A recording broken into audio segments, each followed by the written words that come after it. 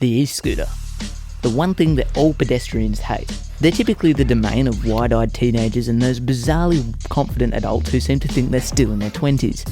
But here we are, faced with the ESA Pro Elite electric scooter, and I must say, it's time to re-evaluate my stance.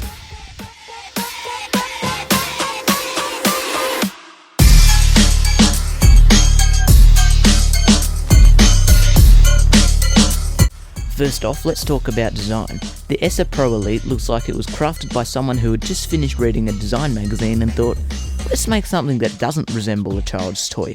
It's sleek, modern, and dare I say good looking. I half expected it to come with a complimentary pair of Ray-Bans. Now, onto performance. You twist the throttle and it zooms off with a surprising eagerness. 25 kilometers an hour feels almost exhilarating when you're standing on something the size of a bread box. It's like the scooter was built for people who fancy themselves as the next Valentino Rossi, but don't have the guts to straddle a proper motorcycle. Right, let's see how fast this thing gets to 25 kilometers an hour. 3, 2, 1, go.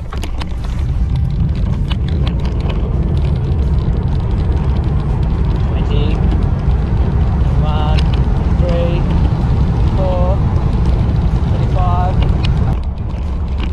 Okay, and braking. And that's where the scooter ended up, and that wasn't like fully ripping on the brakes, I was skidding the tyres. The scooter's not just fast, it also has remarkable handling, resembling somewhat of a motorcycle rather than some contraption bought off the internet.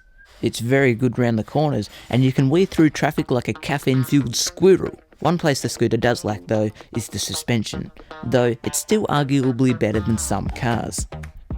Another thing worth bearing in mind though is the braking. The braking distance is not probably enough to stop yourself running over a small child if they run out of you in traffic. Mind you though, the braking is a hell of a lot better than most other scooters at this price point. Now, let's not ignore the practicality factor. Besides, who buys an e-scooter without the intent to fold it up and carry it on a tram? Someone with a bit of competency might even be able to fold the scooter down a lot quicker than I. And what about battery life and charging?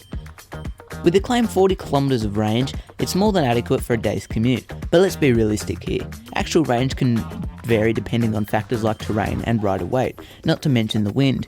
If you're flying downhill like a maniac, you might just squeeze out that 40 kilometers. But if you're battling uphill like most of us do, you might find yourself reaching for the charger sooner than expected. Speaking of charging, the scooter can juice up in about 4 to 6 hours, which isn't awful, but it's not exactly a quick pit stop either. If you're planning on doing a lot of scooting, you'll need to develop a bit of a routine to keep it topped up.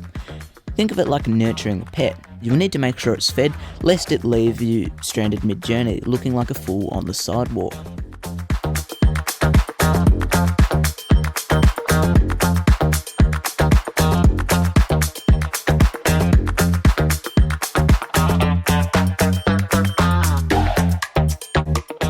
This scooter's all well and good, but how much money are you actually going to be spending on it?